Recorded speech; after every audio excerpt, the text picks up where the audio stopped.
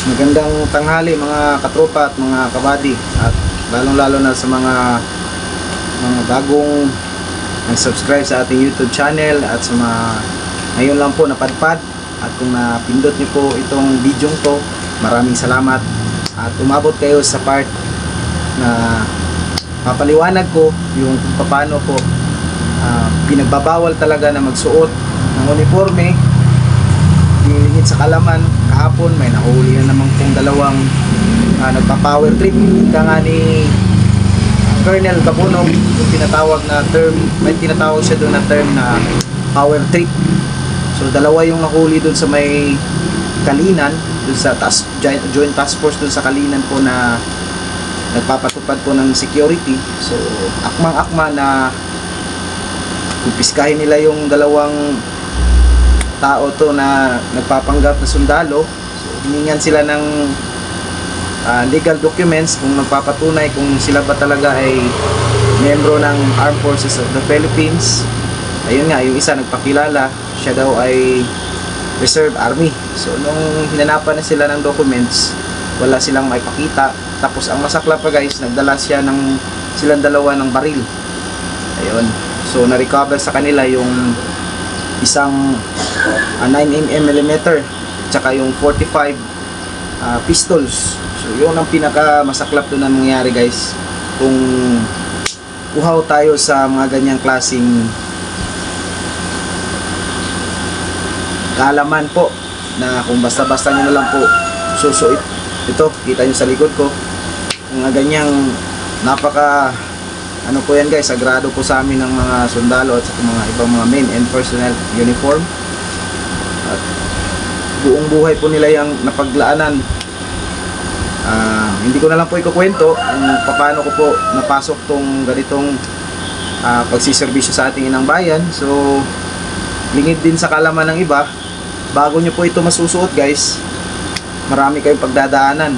Unang-una kami nga nung nag-medical kami, sobrang haba ng pila guys, kung paano kami mapabilang. May mga exam pa na yung sa neuro exam, kung paano mo yung papasahin.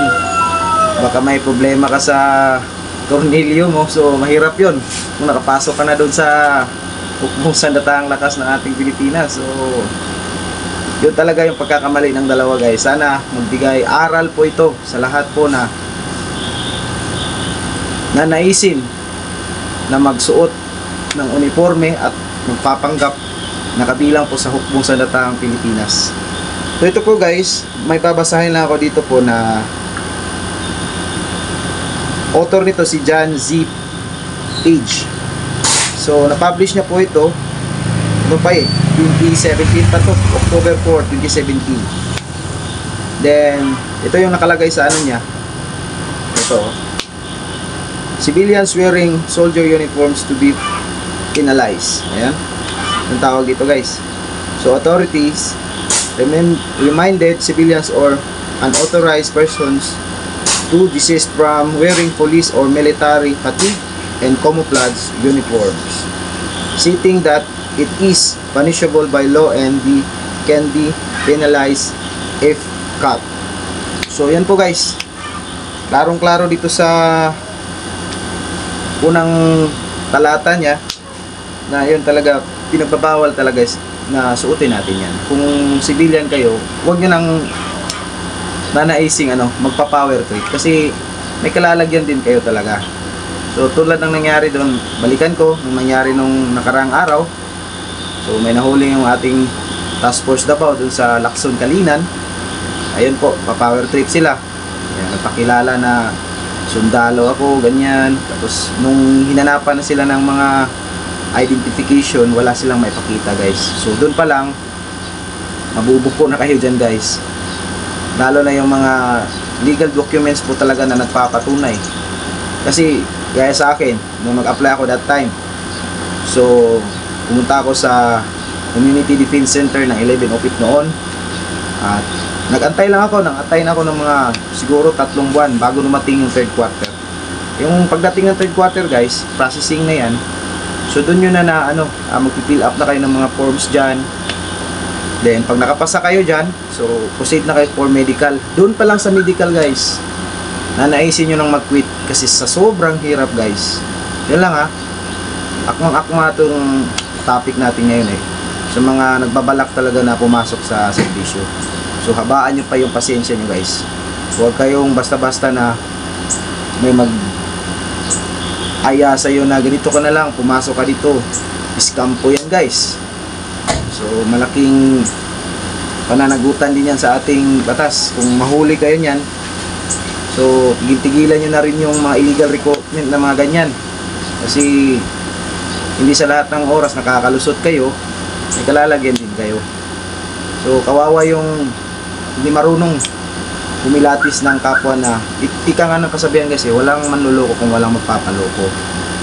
So yun guys, na ayun, balik natin tayo sa topic natin na yun, pag medical pa lang, yun na sobrang pahirapan talaga guys. Maipasa mo yung medical, yung neuro nyo, saka ayun, physical, kung paano nyo maipasa yan. So pinakamainam dyan gawin guys, unang-una talaga, suggest ko, magpapalakas muna kayo or hasain nyo pa yung isip nyo, psychological or mentally, at saka physical. Yun ang pinaka most important dyan, na malalaman nyo kung paano kayo pumasok. Hindi lang basta-basta guys na maniwala kayo dyan, dito tayo, pasok tayo dito, ganyan. Ewan ko ba, bakit marami pa lang talagang nagpa-power trip. So yun lang po muna guys. Nais ko po lang ipabahagi po sa inyo lahat na kung hindi man kayo nahuli sa ngayon, so paghandaan nyo na kung mahuhuli kayo. Kasi napakalaking violation yung gagawin, yung pag-isipan nyo muna bago kayo gagawa ng hakbang na ayan, magsusuot ako nito kasi magpa-power trip ako, magpapakilala ako si Sargento, ako si iwan ko lang sa iba dyan, sa mga ganitong klaseng sensitibong paksa po natin.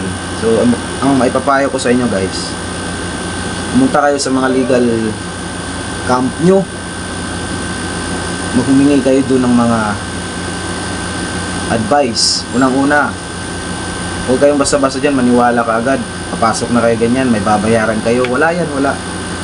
Libre po yan guys ha. Kung magpasok kayo, ang babayaran nyo po yan dyan guys, tiyaga lang po at sipag. Kasi marami na talagang naluloko ngayon guys So yung advice ko lang din sa mga karamihan na mga kabataan na gustong pumasok or yung may mga edad na, kung pasok pa yung sa bracket age nyo 18 to 26 years old, so pwede pa kayong mag-undergo ng candidate soldier course, yung tinatawag na CAC. Pero bago nyo po kayo makapag-undergo ng CAS po guys, kailangan po may pasahan nyo po yung APSAT. Yung APSAT po, yung pinaka-importante sa lahat po na papasok kayo sa serbisyo bilang enlisted personnel. Eh, kung professional naman kayo, ay natapos kayo sa kolehiyo, 4th degree, or professional, so pwede rin kayong mag-apply sa officer candidate course. So yung bracket age naman po niya guys, nasa ano po siya guys, 18 to 2016.